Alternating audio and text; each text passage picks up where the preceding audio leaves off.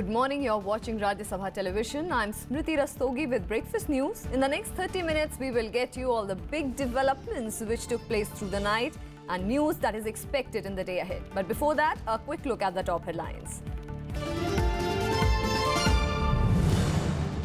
War not a solution to any issue, says Sushma Swaraj, informs Rajya Sabha. Border standoff with China will be resolved through talks.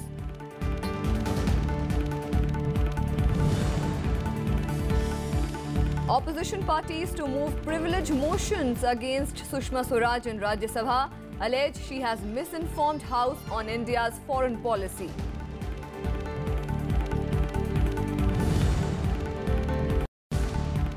Two districts in Gujarat declared disaster-affected areas. State government announces 1,500 crore special package. Rahul Gandhi to visit region today.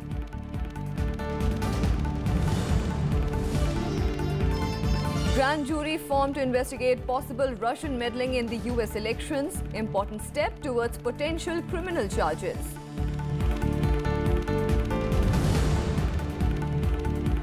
And second day of second test between India and Sri Lanka in Colombo. India to resume innings from 344 for 3.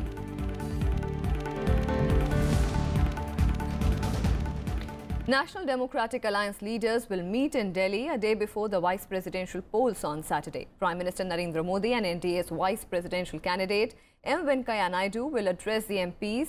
NDA MPs will take part in a dummy voting exercise as the ruling alliance works to minimize the possibility of any vote going invalid. Apart from the 81 NDA, Rajya Sabha and 337 Lok Sabha MPs, MPs of AIADMK, YSR Congress and TRS will also be present. The lawmakers will vote tomorrow to elect 13th Vice President of India. NDA has nominated M. Venkaiah Naidu as its vice presidential nominee, while Gopal Krishna Gandhi was named as the opposition's candidate.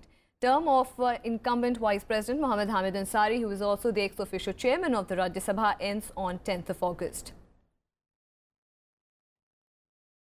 The BJP has overtaken the Congress to become the largest political party in the Rajya Sabha. The BJP now has 58 members against 57 of the main opposition party.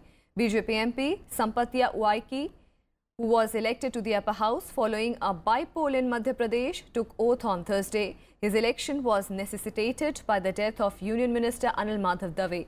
This is the first time that the Saffron Party has become the #1 formation in the RS after Narendra Modi government came to power in May 2014. The BJP-led NDA, however, is still short of decisive majority in the House, but the joining of JDU to the ruling bloc has further boosted its numbers. In a setback to the Congress ahead of the Gujarat Rajya Sabha elections next week, the Supreme Court on Thursday refused to put a stay on Congress's petition to put the nota option on hold. While both the Congress and the BJP are against the nota or none of the above candidate option, the Congress alleged that the option could influence voting in the upper house.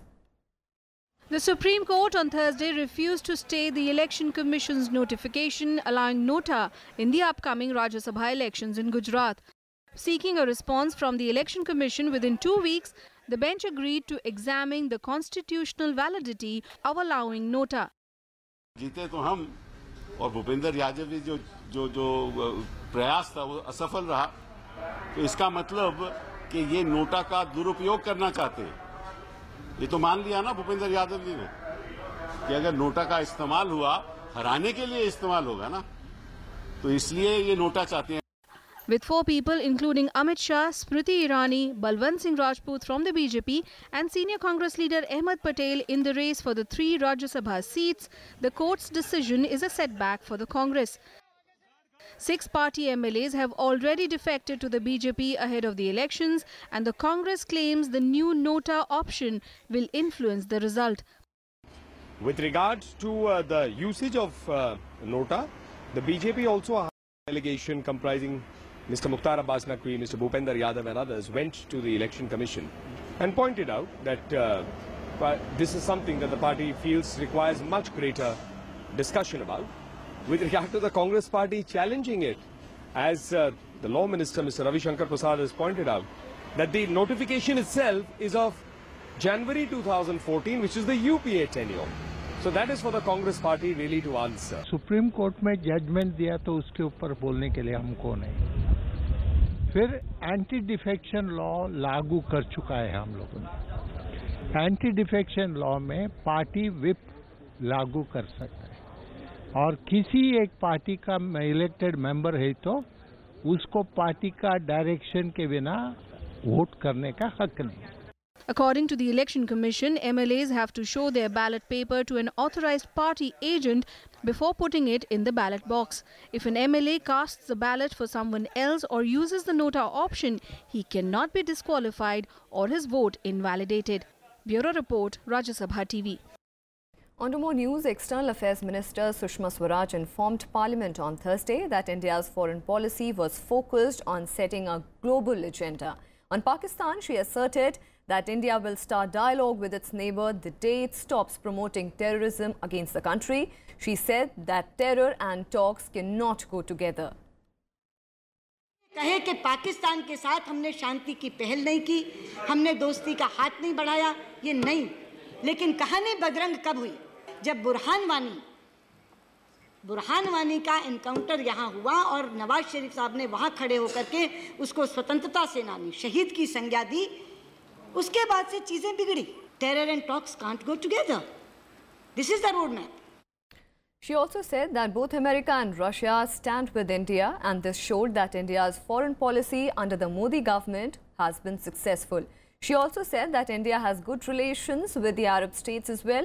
As far as the border standoff with China in Doklam is concerned, Sushma said that a solution was being reached through talks. India always believes that peace and tranquility in the India-China border areas is an important prerequisite for smooth development of our bilateral relations.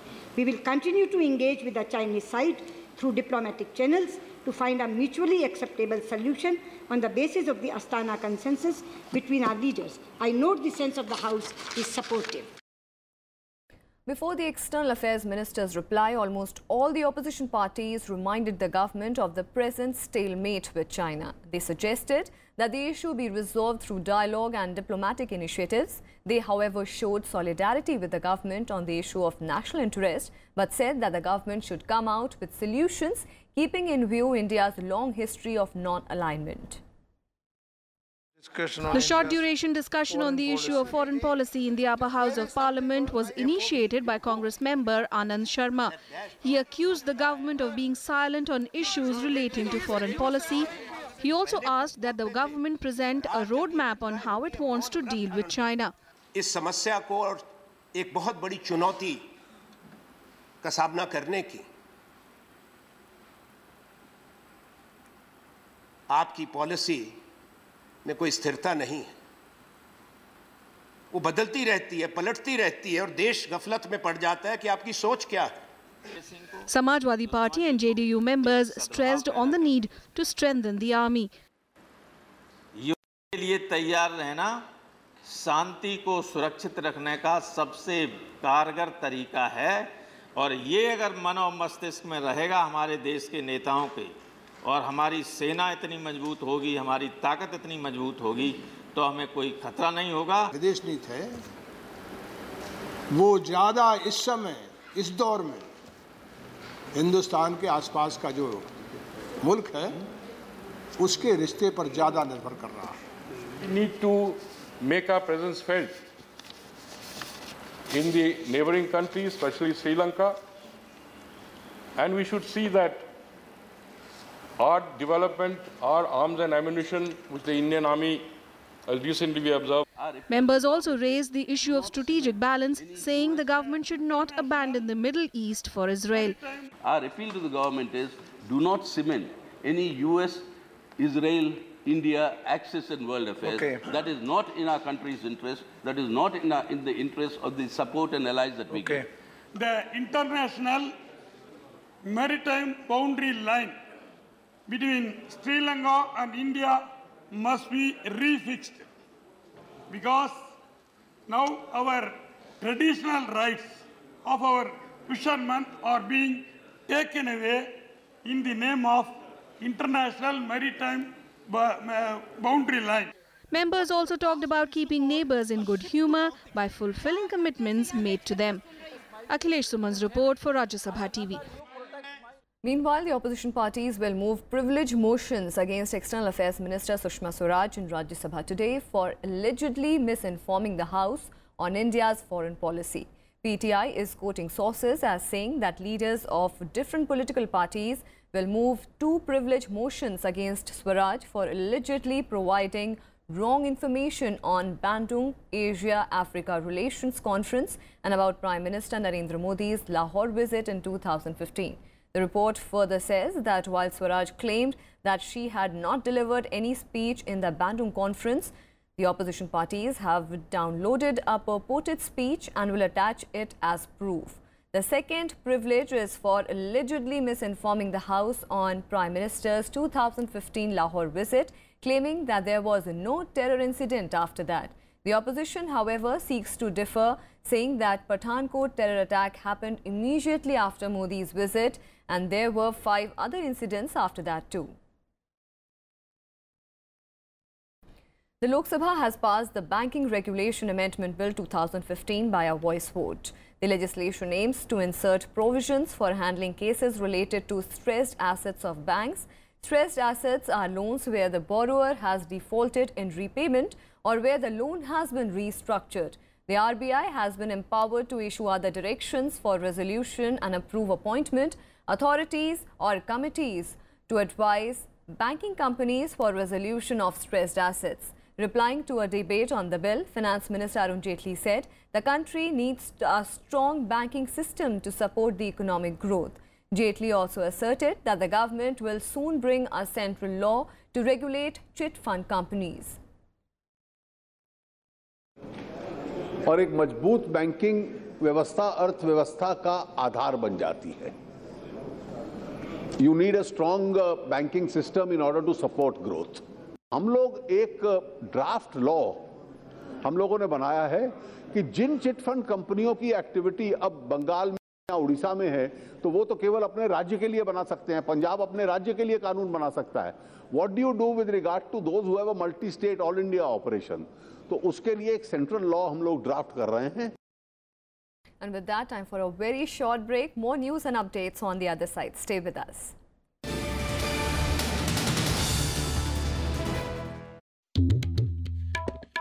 The story we thought we knew. The story of magnificence. The story of bloody battles. Of those who ruled and those who left their footprints. The story charting the course of our past. Talking history on Rajya Sabha TV.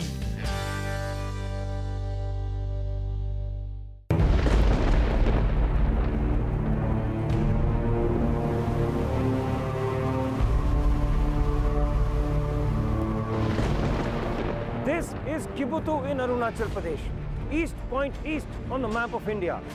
Kibutu is dangerously close to the Chinese pressure point. We see first-hand and unseen areas of sand dunes and see how BSF is guarding this difficult territory along the Indo-Pak borderline.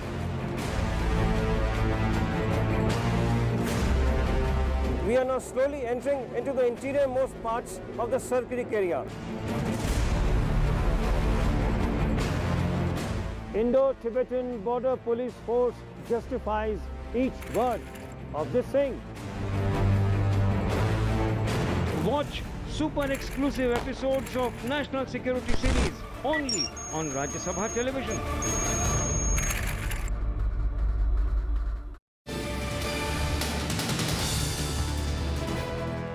Welcome back. The National Human Rights Commission has issued notice to Kerala government over a spate of murderous assaults on political party workers in Kerala. In a statement, the NHRC said that the Commission has observed that the crucial point is whenever such incidents happen, a precious human life is lost. The Commission has also asked the State Chief Secretary and DGP to take effective steps to stop them. NHRC has also sought a report on the issue within 4 weeks. The Commission said there is an urgent need to curb the ongoing violence, which amounts to violations of rights to life of the victims. Earlier, on 25th of January, the Commission had taken cognizance of the matter on the basis of the media report of the gruesome killings of the RSS and the BJP workers in Kerala. On to Karnataka, where a complaint has been filed with the Enforcement Directorate against Karnataka Minister D.K. Shivkumar, seeking a probe into the alleged money laundering by him. The complaint comes amid the ongoing income department searches at various properties associated with Shivkumar in Karnataka and Delhi since Wednesday, with officials saying 11 crore rupees cash has been recovered till now. On Thursday, the Income Tax Department continued their searches for the second day on properties linked to Shivkumar. The surveys were conducted at Karnataka, Chennai and Delhi residence of the minister. The Congress party has called the action a political vendetta by the BJP. The CBI has arrested a superintendent officer of the newly established GST Council. The Central Probe Agency has also arrested the alleged middleman involved in the case. It is alleged that the middleman, a tax consultant on the instruction of superintendent, had collected illegal gratification from a number of private parties in the past few days.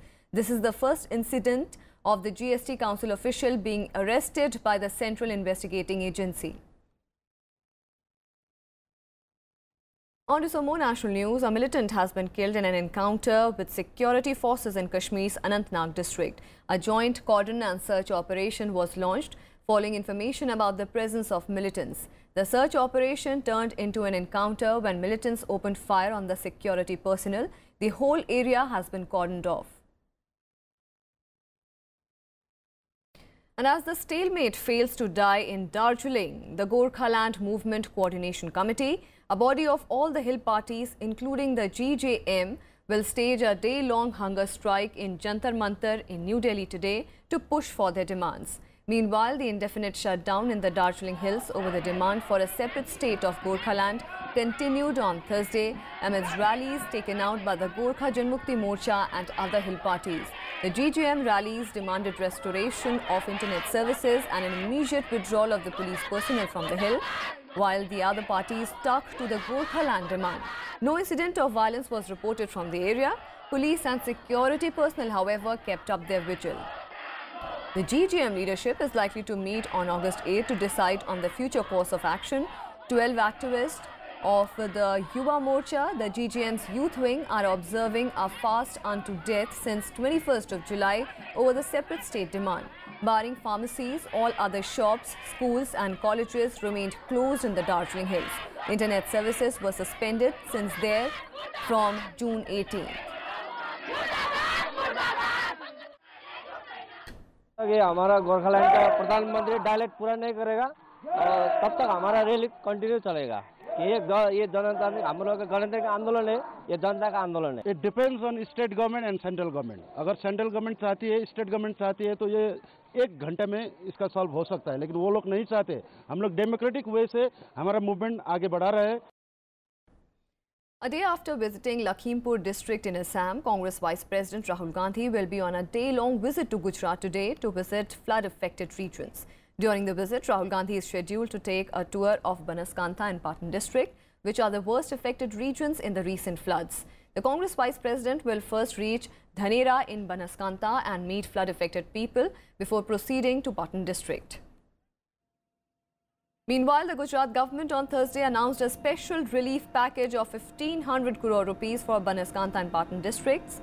The announcement was made by Gujarat Chief Minister Vijay Rupani, who spent 5 days in that region to get first-hand information about the losses caused by the floods. Earlier on Thursday, State Revenue Department has declared Banaskantha and Patan district as disaster-affected areas. And West Bengal Chief Minister Mamata Banerjee on Thursday accused the centre of not helping the state government to tackle the havoc caused by the recent floods in the state.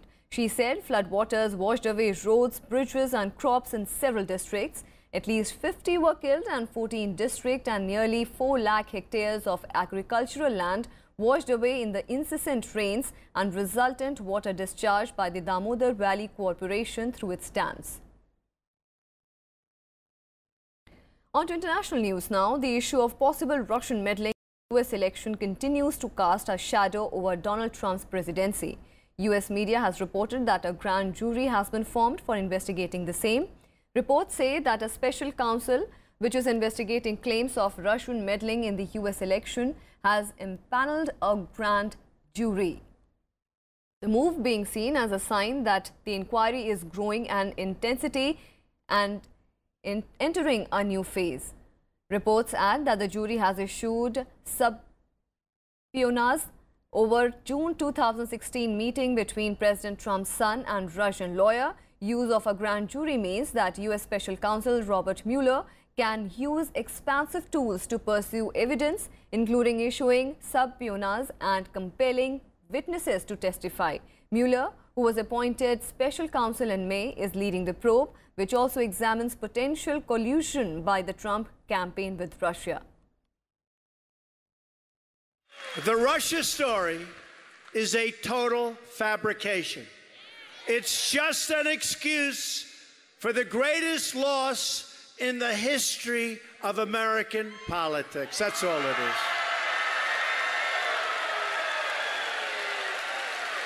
is. It just makes them feel better when they have nothing else to talk about. What the prosecutors should be looking at are Hillary Clinton's 33,000 deleted emails. And a look at what else is making news across the world and World WRAP. Pakistan's newly elected Prime Minister Shahid Khaqan Abbasi is likely to continue as Premier for the remaining 10-month tenure of PMLN. This comes as the party chief Nawaz Sharif hinted retaining his younger brother Punjab Chief Minister Shahbaz Sharif in the key province. Former Prime Minister Sharif, who was disqualified by the Supreme Court in the Panama Papers case, had earlier nominated Shahbaz to succeed him after winning a by-election on his vacant seat in Lahore.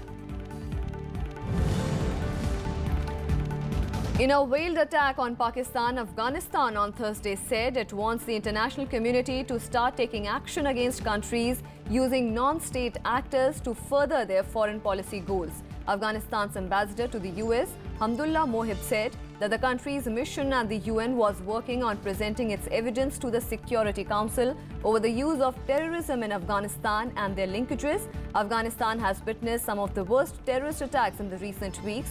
It has blamed Pakistan-based terror groups for these attacks.